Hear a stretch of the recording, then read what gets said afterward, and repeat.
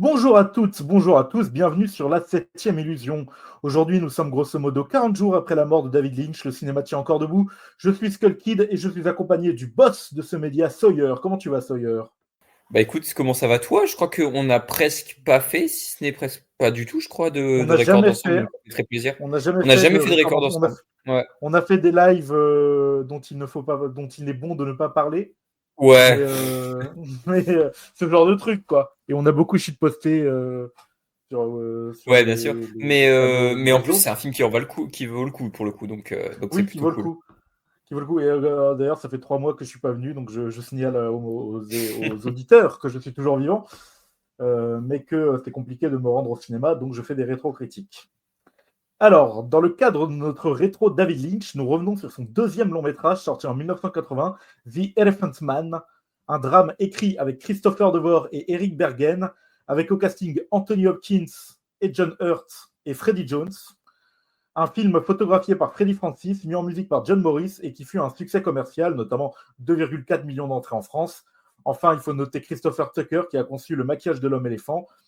Et je me tourne vers Sawyer et je te demande solennellement ce que tu as pensé de ce film. C'est la première fois que tu le vois d'ailleurs? Ouais, bah ouais, parce que en fait, comme je l'ai dit, j'étais un gros inculte malheureusement à la mort de David Lynch, et du coup, j'avais juste vu Blue Velvet en fait de lui quand le monsieur est décédé.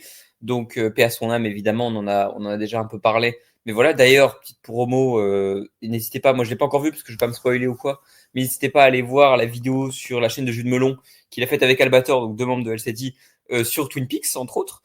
Twin Peaks que j'ai commencé mais que j'ai pas eu le temps de finir. En fait, j'ai vu les premiers épisodes, mais surtout, j'ai pu voir du coup au cinéma, j'en ai profité du coup pour découvrir Mulholland Drive, Lost Highway, j'ai vu chez moi Sailor et Lula et Elephant Man, que j'ai eu la chance de voir sur grand écran du coup, après du coup le décès de David Lynch.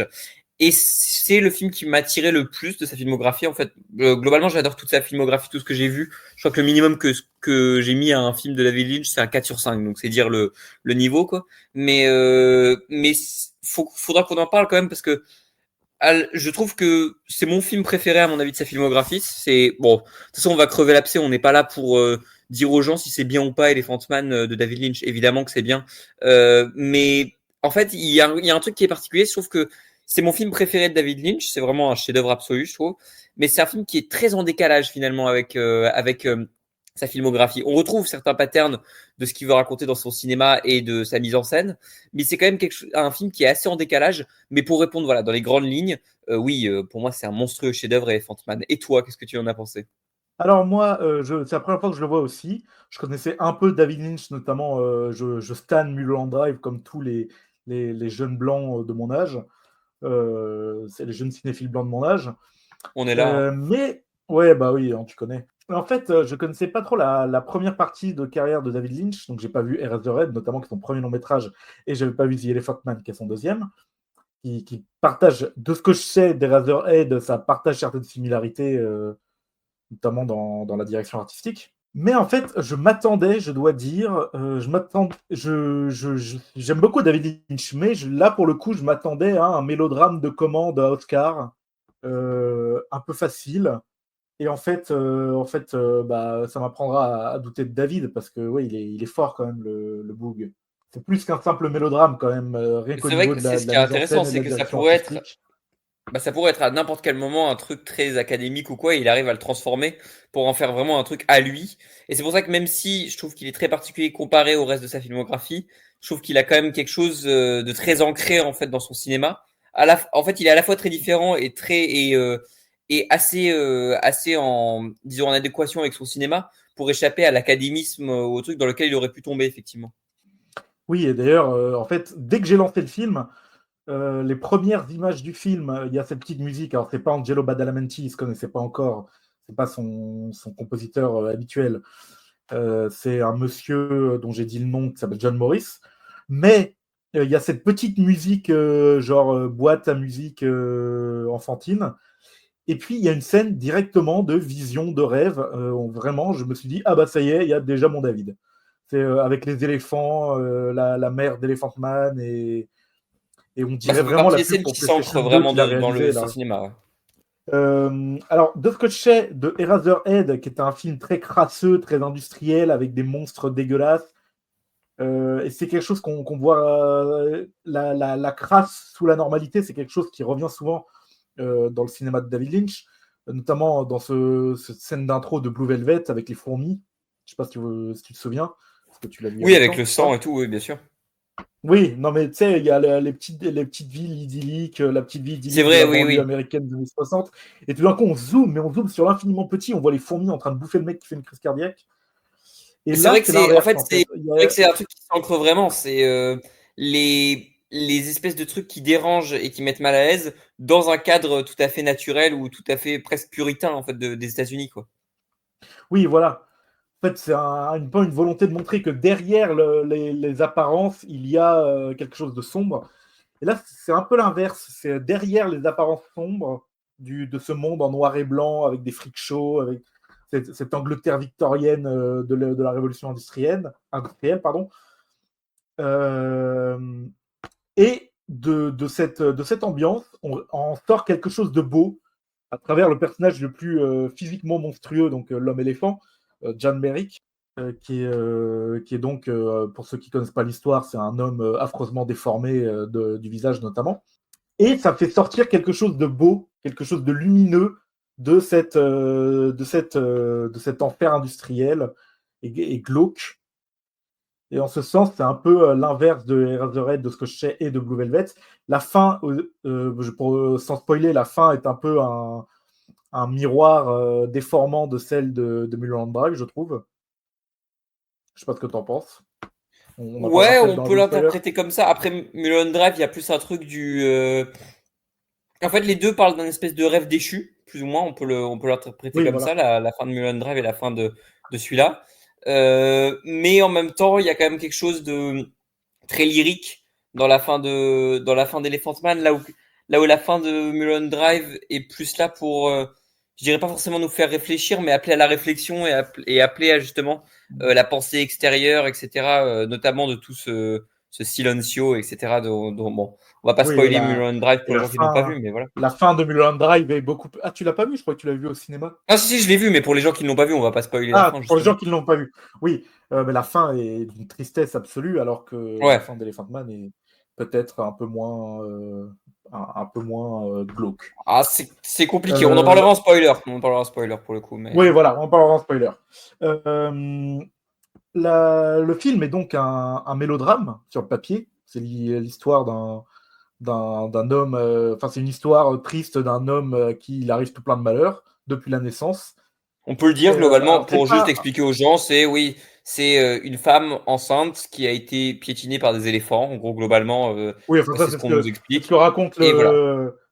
le mec du Freak Show, mais Oui, c'est c'est ce que raconte le mec on du ne Freak pense Show, pas vrai. évidemment. C'est pas, oui, oui, bien sûr. Oui. Mais alors, autant il y a un effort de mise en scène et de direction artistique qui le distingue d'un film à Oscar, d'un tire-larme qu'on pourrait imaginer. Cependant, les codes sont là et ils sont maîtrisés parce que Lynch, quand même, il sait faire. Ses scénaristes, d'ailleurs, qui n'ont pas fait grand-chose d'autre, de ce que j'ai vu. Euh, donc, je trouve qu'il a très bien maîtrisé ce roller coaster émotionnel, ce moment au milieu où on espère que tout va bien se passer pour mieux rechuter, mais en même temps, on sait que ça va rechuter parce qu'il y a ce personnage horrible qui hante un peu les lieux pour dire attention, je vais revenir te faire chier, Elephant Man. Mais en fait, c'est un truc Donc, où on sait plus ou moins que le drame va arriver et on attend justement à ce que ça se résout, que ça se résolve bien. En même temps, il y a une partie de oui, nous qui n'y croit pas. Enfin, je trouve qu'il y a un truc qui est très beau qui se construit là-dedans. Et surtout, on n'en a pas parlé, oui, mais l'instant, justement, moi, il y a déjà un truc qui me marque particulièrement et que ne ferait pas un film académique, etc. Justement, c'est ce qui le distingue aussi beaucoup. C'est que il temporise aussi, il joue beaucoup sur l'attente de l'apparence de cet Elephant Man. C'est-à-dire que on pense qu'on va le oui, découvrir en même temps que le personnage d'Anthony Hopkins quand il arrive. Il y a ce plan oui. magnifique où le personnage d'Anthony Hopkins pleure, etc. en le voyant. Ouais, la chine Mais larme, ouais. justement, je trouve que c'est d'une beauté en fait. C'est assez balèze en fait. On va justement jouer sur son apparence, sur la manière de le découvrir. Comment est-ce qu'on va le découvrir? Est-ce que ça va être plus d'une manière monstrueuse, plus d'une manière lyrique en fait? Et justement, comment est-ce que ce personnage va être perçu par le public? sachant que chaque personnage du film a une manière un peu différente en fait ou un peu particulière de le distinguer, que ce soit comme un monstre, que ce soit comme un ami, etc. Ou alors certains personnages vont remettre en question aussi leur relation avec lui. Enfin, c'est ça qui va être vraiment intéressant. Et pour moi, justement, ça qui est passionnant, c'est qu'il joue avec nous, spectateurs, en mode comment est-ce que vous allez l'apercevoir pour la première fois et comment votre regard va changer Oui. par rapport à lui. Et oui, et je trouve qu'il y a quelque chose d'assez pudique parce que autant on nous fait miroiter pendant une demi-heure le fait qu'il est horrible, qu'il fait peur aux gens. On le voit avec un masque, on le voit de dos, on voit son ombre chinoise déformée lors de sa présentation au médecin. Mais en même temps, la première fois qu'on le voit, on s'y attend pas. Et c'est dans un cadre presque banal. C'est vraiment, il est sur le coin du cadre, dans son lit, et c'est au moment où l'infirmière rentre, et c'est la première fois qu'on voit son visage, et c'est traité de manière tout à fait triviale. C'est pour ne pas, je pense, David Lynch se refuse à nous montrer Elephant Man comme le ferait Bites ou autre. Enfin, Bites qui est le meneur du freak show qui l'exploite pour faire de l'argent, quoi. Qui le montre. Voilà, et donc Mais c'est ça qui est intéressant, c'est que ça joue toujours monstre, sur ça vient de le montrer, l'intellectuel. tout ça. Ouais, mais c'est ce qui est intéressant, c'est que ça joue justement sur l'intellectuel du Elephant Man et la manière de le montrer. Et là où justement cette infirmière là qui justement, dans mes souvenirs, c'est ça, la première scène, c'est l'infirmière qui est horrifiée de le voir et Oui, justement c'est là où on le voit dans le coin du lit. Et c'est justement notre rapport avec euh, une attente peut-être d'un cadre qui serait très particulier justement, comme si on nous l'avait dévoilé pendant qu'Hopkins le voyait, etc. pour la première fois. Peut-être que ça aurait pu jouer sur la figure du monstre, de l'horreur, etc. Et là, il le joue dans un truc parfaitement naturel, en fait, qui est assez intéressant. oui. Et donc, pour revenir sur le personnage de John Merrick, donc l'homme éléphant, ainsi que sur le registre du mélodrame, moi, j'ai eu peur d'un truc au bout d'une demi-heure de film. J'ai eu peur que ce soit l'histoire d'un mec différent qui se fait bully par les pauvres qui sont crasseux, qui se moquent de lui. Et il y a un bourgeois qui lui est éduqué, qui vient le voir et qui en fait un transfuge de classe via le capital culturel. C'est un peu ça que j'ai eu peur au début quand il récite le psaume et tout. Ça pourrait être une crainte, C'est, effectivement. oui, mais j'ai vraiment eu peur que ce soit ça. Et au bout d'un moment, quand même, le film intègre cette critique en montrant déjà des méchants, comment dire, les riches, les bourgeois, les médecins, tout ça, ont la même curiosité morbide que les gens qui vont voir Elephant Man dans un cirque. Ils le traitent un peu de manière distante. Il y a cette scène où il reçoit des visites de gens de la haute société qui en fait sont dégoûtés et veulent juste raconter à leurs copains qu'ils ont vu Elephant Man. Il y a le personnage d'Anthony Hopkins, Frédéric. Attends, je vais retrouver son nom. Bon, je ne l'ai plus. Mais le docteur qui s'occupe de lui, qui se remet en question, est-ce que je fais les bons choix avec lui? Est-ce que je le traite comme un être humain moi-même, moi qui suis son ami? Il y a cette discussion avec l'infirmière qui dit ouais, je l'ai mieux traité que vous. Enfin, je ne rentre pas dans les détails. Et donc, le film est assez intelligent sur cette manière de traiter Elephant Man, justement, comme le dit la célèbre réplique que je connais depuis mon enfance, parce que tout le monde la citait dans ma famille. Au début, je ne savais pas que ça venait de là. À la fin, dans la gare, il dit je ne suis pas un animal, je suis un être humain. Le film prend soin, dès le début, de le traiter comme un être humain et pas comme un animal. Et pas comme un pauvre gars qui va s'émanciper par l'aide de gentils riches. Mais c'est ça, oui, c'est tout le film va jouer là-dessus. Et c'est vrai que c'est ce que ta critique aurait pu, enfin, la peur qu'on pourrait avoir sur ce film-là, effectivement, que tu as dit, est légitime. Et effectivement, la manière de le montrer, notamment dans les scènes au milieu du film, justement, avec tous ces riches-là, montre que, bah, au final, ces riches ne sont pas vraiment différents des personnes l'exploitant, en fait, si ce n'est leur espèce de facette, en fait, ou leur manière de faire. Mais ces deux personnes l'exploitent et ces deux personnes l'utilisent. Et en fait, justement, toute la mise en scène et toute la manière de filmer de Lynch va être portée sur comment est-ce qu'on va apercevoir ce Elephant Man et comment il va être joué. Et je trouve que justement, t'en parlait là, la scène de la gare, elle est exceptionnelle en fait en termes de changement de Oui, plan, de montage, même une de crise travail que ça. d'angoisse filmée. Ah mais c'est fou, mais sur les grands angles et sur les, enfin même il va jouer sur, il filme de très bas, il filme de très haut, enfin il va jouer sur plusieurs contrastes et plusieurs trucs. moi je trouve que c'est une des meilleures scènes du film, si c'était la meilleure, hein. Oui, oui, enfin, en tout cas, c'est une scène très lynchienne pour le coup. On peut penser au petit vieux dans Mulholland Drive. Enfin, c'est cette espèce de vindicte populaire complètement hystérique qui se déchaîne sans raison sur un pauvre personnage. On peut voir ça dans Bob de Twin Peaks aussi. Et à ce sens, il y a une scène qui m'a marqué. Alors, dis-moi si tu veux qu'on attende la zone spoiler pour l'évoquer. C'est la scène avec le courrier de la reine. Bah, on peut peut-être passer maintenant en spoiler, hein, si tu veux, comme ça, voilà. On peut passer en spoiler, oui. Alors, juste deux, trois trucs avant de passer en spoiler. Déjà, Anthony Hopkins et John Hurt, banger. Oui, oui, non, mais Les deux sont c'est des, incroyables dans le rôle. ah, mais c'est des Oui. acteurs exceptionnels, hein, vraiment. Enfin, c'est remarquable, quoi.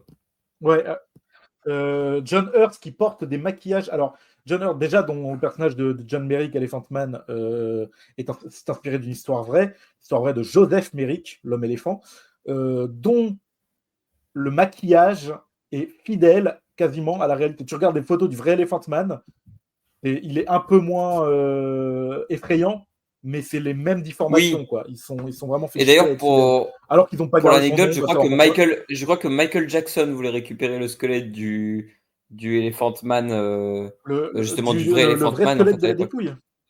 Ouais, ouais. Je crois Ouais, que enfin, il y a des lois, il y a c'est des ça, il lois voulait maintenant le qui fonctionnent racheter. comme ça. Ouais, c'est ça. On rachète pas les cadavres des gens. Oui, et juste Elephant Man, c'est vraiment un mec super sympa. C'est vraiment une crème. Il est Oui, bah, adorable, ce mec. mais c'est ça qui est assez marrant, c'est justement, bah, c'est ce qu'on disait, c'est tout le contraste entre euh, le côté physique qui pourrait être repoussant, etc., dans justement tout ce qui joue là-dessus, notamment en termes de mise en scène, que ce soit dans la scène du cirque où on ne voit pas son apparence, etc., et justement l'aspect très intellectuel, très cultivé au final, en fait, et qui rend un attachement en fait particulier au personnage. Moi, la première scène qui m'a chopé émotionnellement, après on passera en spoiler avec la lettre justement et Ouais. peut-être avec tout le passage sur Roméo et Juliette dont on parlera. Mais moi en fait la première scène qui m'a chopé, c'est la scène où il doit prouver qu'il est un humain pour rester à l'hôpital, etc. Moi c'est une scène qui m'a accroché en fait. Je trouve qui referme la porte et qui lui continue de donner son discours, etc. Moi c'est une scène justement que je trouve qui n'en fait jamais trop, qui tombe jamais trop dans le pathos et du coup moi qui m'attrape émotionnellement comme un dingue quoi. Ok, on passe en zone spoiler. Allez, on passe aux autres spoilers, c'est parti. Allez, c'est parti. Jingle spoiler. Spoilers. Cette scène où le directeur de l'hôpital interroge Merrick pour voir s'il a une intelligence humaine ou si c'est juste un. Enfin, juste non, mais si c'est une personne qui serait mieux dans un hôpital psychiatrique. Elle est assez forte parce que, comme d'autres trucs qui viennent après dans le film, ça peut sembler incohérent. Ça peut sembler incohérent que John ne récite pas, enfin ne prouve pas tout de suite ce qu'il sait parler, qu'il se comprend très bien, qu'il connaît la vie par cœur et tout ça. Il pourrait le faire dès le début. Et ça lui sauverait les miches très vite. Mais je pense que John, étant un polytraumatisé par ce qui lui est arrivé dans la vie, on ressent vraiment Oui. cette peur de déranger constamment, cette peur d'être en trop jusqu'à la fin du film où bon, est-ce qu'il meurt, est-ce qu'il se suicide ou pas. Bon, non, spoiler, on peut le euh, dire, hein. Mais Oui, on est en spoiler. Est-ce qu'il se suicide, c'est assez libre d'interprétation, mais je pense bah que c'est pour assez moi clair. oui, mais on en parlera dans la scène d'après. C'est assez clair. C'est pour ça que je parlais de parallèle avec la fin de Mulan Drag, mais je ne spoilerai pas Mulan Drag. Il n'y a Oui. pas vraiment de suicide. Enfin bref. Et puis, je voulais parler donc de cette scène qui paraît anodine comme ça, la scène où les médecins sont réunis et les directeurs de l'hôpital, tout ça, et ils doivent voter pour savoir si John Merrick a le droit à un hébergement permanent dans leur hôpital. Et donc il y a le personnage d'Anthony Hopkins qui dit, qui fait la défense, qui essaye de défendre le fait qu'il faut le garder. Et il y a un autre médecin qui est un personnage qu'on revoit jamais hors de cette scène, qui dit ah non, c'est une aberration de la nature, Dieu n'a pas voulu de lui, on ne devrait pas vouloir lui de lui non plus et tout. Et il y a la princesse d'Angleterre qui arrive, qui lit une lettre de la reine en personne, la reine Victoria, et tout d'un coup, tout le monde est d'accord pour, même le mec qui protestait est d'accord pour l'héberger parce que la reine a dit du bien de l'hôpital. Et cette scène est assez forte parce que on pourrait penser que c'est un progrès, mais en même temps, ça montre un progrès moral de la part de ces gens, de ces riches, notamment du méchant, enfin du méchant médecin, quoi. Mais en même temps, il retourne sa veste juste par pure réputation, juste parce que tout d'un coup c'est acceptable, parce que la reine l'a dit. Du coup, ça devient acceptable de garder et c'est assez de garder Merrick dans l'hôpital et de s'occuper de lui comme un être humain. Et du coup, c'est assez fort parce que il n'y a pas de jugement dans cette scène. La scène ne tranche pas moralement sur est-ce que c'est une bonne chose ou est-ce que c'est juste des hypocrites qui valent pas mieux que les gens qui vont au cirque, tu vois. Et donc, ces deux vérités cohabitent et ça rend le tout beaucoup plus fort. Je sais pas ce que tu en penses.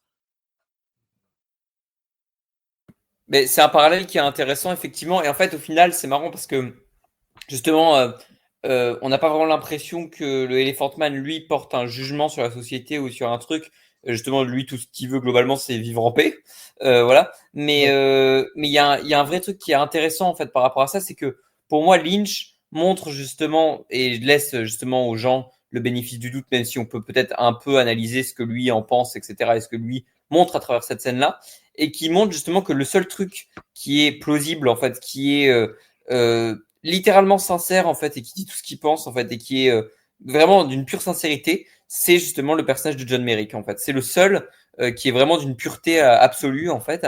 Et ce parallèle-là, il est vraiment intéressant en fait. Il joue justement sur un truc de société en fait, de classe comme tu disais au début. Et c'est un des thèmes du film qui me passionne le plus pour le coup.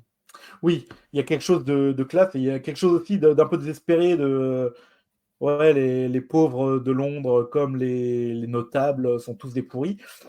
Par contre, ils exploitent les freaks, les bêtes de foire, qui vont tous décider collégialement de sauver Elephant Man à la fin du film. Et c'est eux qui libèrent Elephant Man, qui est en France d'ailleurs, je crois. Il me Dans un semble hommage, que. dans un hommage Dans évident un aux hommage freaks de à Todd Todd Browning. Browning, ouais. Ouais, Oui, très oui, clairement. Ouais. c'est les mêmes personnages. Et il y a cette scène où il prend le bateau pour retourner en Angleterre. Et, euh, et le nain qui l'a sauvé lui dit bonne chance, mon ami. Un truc du genre, je ne me souviens pas très bien, mais bonne chance, mon ami. La chance, c'est ce dont on a besoin, des gens comme nous. Et donc, il y a une espèce de convergence des luttes des freaks. En se disant, moi, je pense que David Lynch, j'adore ce mec, hein, mais c'est pas un cinéaste à affect très politique. Mais là, quand même, il touche quelque Bah, chose qui vient c'est ce dont il parle s'ajouter. aussi, Il n'y a ouais, pas d'habitude dans son cinéma. ouais, évidemment. Enfin, non, mais pour le coup, je suis vraiment d'accord. Et il y a un vrai, il y a une vraie tendresse, en fait, je pense, qui porte à ces personnages-là. Et juste avant qu'on parle, je pense, de la dernière scène, qui, elle, est vraiment intéressante à analyser. Mais moi, j'aimerais aussi qu'on parle d'une des scènes qui m'a le plus eu émotionnellement. C'est la scène de, justement, alors j'ai oublié le nom du personnage, je suis désolé, mais du personnage qui Mike. vient chez lui, justement, et où il récite alors c'est Roméo Ah et oui, Juliette, je crois. Attends, parce que toi, tu l'as vu avant moi, ah après oui, moi, oui, je pense. je crois, cette scène. Oui, c'est une scène de Roméo et Juliette, oui. Non, mais voilà, justement, ouais, cette scène de Roméo et Juliette avec Anne Bancroft notamment, je trouve qu'elle est particulièrement touchante et elle est particulièrement émouvante parce que le personnage d'Anne Bancroft, c'est le seul qui le voit, qui vraiment comme un être humain en fait. Là où même des personnages comme celui de Hopkins bah, remettent en doute en fait cette manière de le percevoir en fait dans certaines scènes, qui est justement un truc où le film ne fait preuve il est vraiment pas manichéen en fait, et c'est aussi une des qualités que je lui trouve. Et enfin voilà, je trouve que cette scène est absolument magnifique. Oui, voilà, c'est ça. Il y a toujours de la nuance, il y a toujours des... Non seulement c'est bien écrit, mais en plus, c'est pas manichéen. Et du coup, c'est vrai que l'émotion en est dupliquée. Tu voulais parler de la fin, je crois, Bon, on va parler de la ou toute pas du dernière tout. scène, je pense. Oui, c'est ça. Toute dernière scène, alors, elle m'a un peu perdu la toute dernière scène. Déjà, il y a cette scène au théâtre qui est assez étrange de base, où il regarde une opérette et c'est filmé comme un rêve, en fait, comme pour montrer quelque chose de positif et de doux après toutes les horreurs qu'on vient de voir, notamment la scène de la gare. Et puis, il y a Évidemment. cette longue scène à la fin qui est vraiment assez particulière. Oui, est-ce que tu veux en parler? Bah alors, techniquement il y en a deux, mais en fait le fait est que du coup il y a premièrement la scène de la mort du Elephant Man qui était déjà plus ou moins teasée en foreshadowing au milieu du film, où justement il explique que il aimerait bien dormir avec un dessin d'enfant qui dort sur le côté, en gros, avec enfin oui voilà, sur le côté. Et, Oui, il y a déjà Bites et au de, début qui dit il peut pas ouais, dormir normalement, donc il s'accroupit. Donc voilà, c'est c'est déjà ça. plusieurs fois. Ouais. C'est déjà montré. Et justement, lui qui regarde le dessin, et tu comprends que bah, il accepte sa mort, en fait, parce que effectivement, on n'en a pas parlé, mais on comprend que bah, il va mourir dans assez peu de temps, parce que entre autres, les problèmes de froid, etc., qui ont causé le fait d'avoir été ramené en France, etc., et toutes ces horreurs-là, en fait, qu'il subit, bah, ont affecté sa santé. Tu comprends qu'il va mourir. Lui, il le sait aussi plus ou moins. Et donc, du coup, il décide plus ou moins de se suicider, en fait, dans une scène que je trouve vraiment belle, et notamment la musique est particulièrement magnifique. Et ensuite, si je me souviens bien, il y a une voix de femme qu'on entend. Et par contre, je me souviens plus ce qu'elle dit, mais globalement, dans Elle l'idée, en dit fait, rien ne meurt jamais. voilà, c'est ça.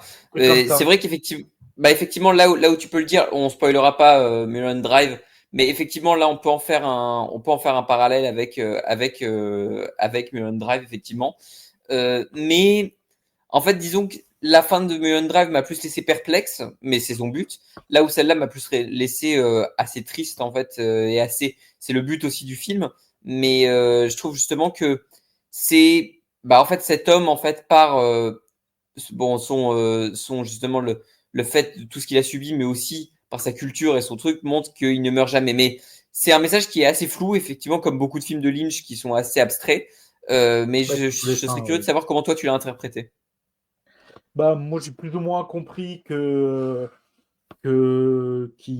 était mort. Enfin, on le voit longuement enlever tous ses oreillers qui lui servent d'appui-tête. Comme il a un énorme crâne, il a besoin d'une planquée d'oreillers. Il enlève tout et il se met à dormir comme les autres. Et puis, il y a aussi ce plan sur sa cathédrale en carton qui construisait tout du long de sa maquette, qui construisait tout du long comme Oui, évidemment, on n'en a pas parlé de ça. il laisse son œuvre, voilà, le dernier plan qui n'est pas de la métadiégèse, qui n'est pas le délire dans l'espace avec la mer qui parle et tout, c'est sa signature sur son œuvre, sur sa cathédrale. Il y a écrit John Merrick. Et après, elle dit rien ne meurt jamais. Et sous-entendu, lui, il est mort, mais son empreinte, enfin, il a laissé quelque chose de positif dans la culture et dans le monde, quoi. Je pense que c'est ça l'idée. Bah ouais, on a plus ou moins la même Euh, interprétation du film, oui, oui, de la fin surtout. oui. Et je me suis dit en t'entendant parler qu'en fait, John Merrick, c'est vraiment un héros romantique, en fait. C'est vraiment un personnage, ça pourrait être un héros de Victor Hugo, tu vois, le mec torturé qui s'élève socialement et qui se suicide et qui. Tu vois, ce genre de truc. Oui, c'est vrai. Bah, c'est vrai qu'il y a une manière de l'interpréter, surtout parce qu'il est fan d'art, de théâtre, etc. C'est vrai qu'il y a quelque chose. C'est un héros romantique et qui fait partie du mouvement romantique aussi. C'est vrai qu'on peut l'analyser comme ça. T'as raison. Et ce romantisme Mais gothique, je sais que Jus, s'il m'entend, sera d'accord avec moi. Effectivement, ça le rapproche vraiment. J'ai vraiment trouvé tout du long que ce film aurait pu être réalisé par Tim Burton. Alors, il aura une toute autre gueule, mais les thématiques oui, sont là. oui, c'est vrai que t'as raison. Mais Le, écoute, je te le propose, je romantisme te gothique. propose, Oui, je te propose que pour la conclusion, on fasse venir Jude Melon très rapidement et qu'il nous parle mais très oui. rapidement de son avis très bref sur Elephant Man de David Lynch. Et oui. Jules Melon, tu es là, frappe trois coups. D'autant plus que j'ai regardé ta vidéo, ta Oui, vidéo de l'époque c'est pour vrai. me préparer. J'ai tapé T'étais critique. pas là au début, mais on t'a fait de la pub pour ta vidéo Twin Peaks Oh, aussi. c'est Oui, adorable. aussi. L'endimanché du Non, ciné mais c'était sera pas. merveilleux aussi. En fait, j'ai ouais, Mais j'ai tapé critique Elephant Man pour me préparer. Il y avait que toi et Dorty Tony. J'ai regardé que toi. ah Voilà. d'accord. Oh, c'est dommage, Dirty Tommy, elle devait être bien sa vidéo, putain. Ce qui est passionnant avec Elephant Man, c'est peut-être le moins lynchien des Lynch, mais c'est quand même très lynchien. Et c'est peut-être son film le plus classique, mais c'est quand même un grand film. Bon, ça annonce la grandeur aussi de son cinéma qu'il fera par la suite, parce qu'il avait fait Eraserhead avant, qui est très différent, hein, et qui est déjà un petit peu aussi dans cette marginalisation avec le côté freaks, etc. Et même si c'est pas son scénario, même si c'est pas, il contrôle pas tout sur le film, il arrive avec sa patte d'auteur à cristalliser quelque chose qui fera de lui le réalisateur qu'on connaît après. Bon, vous en avez certainement parlé parce que moi je suis arrivé en off au milieu de votre record, mais ces scènes un peu cauchemardesques, notamment de rêve avec la mer, etc. On a du David Lynch, ce rapport-là où aussi on a la naïveté de ce personnage qui est vraiment la bonté ultime, qui veut créer, qui veut vivre tout simplement, c'est des tropes qu'on retrouvera plus tard chez David Lynch, notamment avec l'agent Dale Cooper dans Twin Peaks, etc. Et Oui, à côté, il y a le mal humain. Certes. Voilà, le mal humain derrière, avec ces gens qui le maltraitent, qui l'exploitent, etc. Donc, c'est vrai que c'est un film classique, hein, profondément classique, mais dans cette vibe-là, il fait partie de ces grands films, on va dire, dans une forme de classicisme du début des années 80. Et on ne peut que saluer quelque chose qui a marqué cette histoire-là, qui permettra à David Lynch derrière de faire ce qu'il aura envie de faire un peu aussi. Ça lui a permis... Après, oui, il y a eu Dune, alors, évidemment, le pauvre. Ah ouais, bon. Mais après Dune, quand même, alors que voilà, il a beaucoup souffert, il a pu ensuite faire son Blue Velvet. Je crois que Joseph aime beaucoup Blue Velvet, Mulholland Drive et tout. Et enfin, il y a eu Lost Highway, puis bon, on connaît la carrière de Lynch, quoi. Donc, ouais, Elephant Man, si vous ne le connaissez pas, bon, là, vous êtes dans la zone spoiler, donc vous le connaissez. Mais c'est, je pense, une pierre angulaire d'un cinéma qui, pour le coup, ne représente peut-être pas la carrière de David Lynch, mais en soi, c'est une porte d'entrée aussi à son cinéma, bien sûr. Si vous voulez connaître le cinéma de David Lynch, c'est le premier film à conseiller. Vaut mieux. Et après, vous allez crescendo. Vous allez crescendo dans la folie. Et je voulais te demander, Jus, tu parlais du moins lynchien des Lynch. T'as vu Une histoire vraie? Ah si, mais il est très lynchien. C'est vrai que lui aussi. Ouais, il est très lynchien. Parce qu'il parle, enfin, voilà, c'est quelque chose de plus terre à terre, mais dans son rapport à l'Amérique et tout, il est très très lynchien. Son rapport aussi à la fin de vie du personnage principal, qui rappellera la fin de vie de David Lynch d'une certaine manière, parce qu'ils sont atteints de la même maladie. Donc, enfin, il y a des échos, Le rapport aussi au regard cosmique un petit peu, le rapport aux étoiles et à la vie du quotidien et de la bonté, et d'essayer de continuer à aller au bout quand même de l'humanité. C'est le cinéma de Lynch. C'est un cinéaste très humain, David Lynch. Derrière ces moments, voilà, cauchemardesques et tout, il questionne l'humain. Il questionne la place de l'humanité dans un monde bouffé par une certaine corruption globale, hein, que ce soit le mal américain, le mal humain, plein de choses. Et c'est pas pour rien qu'il a fait des films sur Hollywood aussi, hein, de toute façon. Oui, la trilogie hollywoodienne composée de Lost Highway, Mulholland Drive et Inland Empire. C'est vrai que Lost Highway, c'est pas hollywoodien en soi, mais on a ce rapport à une corruption qui vient d'ailleurs. Mais dans Twin Peaks aussi. Enfin voilà, voyez tous les films de David Lynch, c'est important, et la série aussi, et les courts métrages, et regardez ses peintures. Et ouais, bon bref, écoutez sa musique. Regardez la série de courts métrages Rabbids est disponible sur YouTube. C'est un truc vraiment. C'est ça. On dirait une vidéo maudite qu'on t'enverrait en disant attention, si tu regardes cette vidéo, il y a des lapins qui vont venir te tuer. C'est Feldup qui a réalisé Rabbit. C'est complètement Feldupien. C'est Feldup. Est-ce que Feldup ne serait pas le nouveau David Lynch finalement? Bon, allez, on part en couille, il faut les conclure. Il pourrait. Non, juste, mais moi j'ai. Pardon, vas-y, Jules. Non, mais je voulais dire que Rabbit, c'est hyper important dans la diégèse de Inland Empire aussi, son dernier long métrage. Oui, il y a des bouts de Rabbids dans Inland Empire. Mais ne commencez pas Lynch avec Inland Empire, vous allez péter. Non, surtout pas. Surtout pas. Moi, j'ai deux questions anecdotes pour Sawyer. Est-ce que tu sais, Sawyer, qui est le producteur du film, donc qui a probablement été à l'origine, vu que c'est une commande? Attends, putain, parce que je l'ai su. Il est toujours en vie, le monsieur. Il est très âgé, il est toujours en vie. Soit c'est Scorsese, non, mais c'est un mec qui a rien à voir. Il est plus dans la comédie, disons. Ah non, c'est Sacré Robin des Bois, comment Oui, c'est lui. Mel Brooks. Mel Brooks, voilà, c'est ça. Ouais, c'est ça, c'est Mel Brooks. Ça m'avait étonné aussi. J'en avais parlé déjà avec ma famille. Mais c'est vrai que oui, c'est Mel Brooks en fait qui a produit le film. C'est assez marrant, mais c'est vrai que de sa boîte. Oui, d'accord. Stanley Kubrick aimait beaucoup. Alors, je sais pas si c'était Eraserhead ou Elephant Man, mais il me semble qu'il avait aussi beaucoup aimé les débuts de David Lynch. Donc, voilà. Ok, c'est assez marrant en fait. Mais... Et aussi, alors je sais que Jules a remarqué aussi. Est-ce que tu sais qui est l'acteur qui joue le gamin qui accompagne Bites? Incroyable. Alors ça, par contre, je l'ai absolument pas. C'est un réalisateur que tu aimes. C'est Dexter Fletcher, mec. Ouais. 14 ans, il était acteur dans Elephant Man. Dexter, le mec qui a fait Rocketman, Dexter Fletcher. Exactement, Ouais. exactement. D'où l'influence lynchienne dans Rocketman. Non, pas du tout. Dans Rocketman. Essayez, voilà, c'est votre défi. Faut Ah, conclure faut le conclure podcast. cet épisode, il est terrible. Essayez de trouver un lien avec David Lynch dans Rocketman, peut-être. Ou avec Elephant Man. Est-ce que Taron Egerton n'est pas finalement le John Merrick de notre époque? Bon, allez, c'est bon. Hein, Elton John est peut-être une forme de John Merrick musical à la base. Ouais, hein, c'est mais un fric aussi. non, mais comme quoi, les grandes carrières se font parfois comme ça. Ah, c'est drôle, hein, ouais. Mais c'est un film qui a plein d'histoires, Elephant Man, c'est vrai. Et très théâtral. Ah, mais Aussi. effectivement. Il y a des références à Shakespeare et tout. Tous les arts sont dans Elephant Man pratiquement. Hein. L'architecture. Bah oui. Bah, c'est ce qui te montre aussi avec justement le développement du Elephant Man. Enfin, c'est ça qui est assez passionnant dans le film aussi. Où l'art peut sauver l'humanité. Voilà, ça c'est lynchien aussi. Mais écoute, bah, on va conclure du coup. Écoute, n'hésitez pas, merci beaucoup à Skull Kid et Jules Melon, mais merci à vous de nous avoir écoutés jusqu'au bout.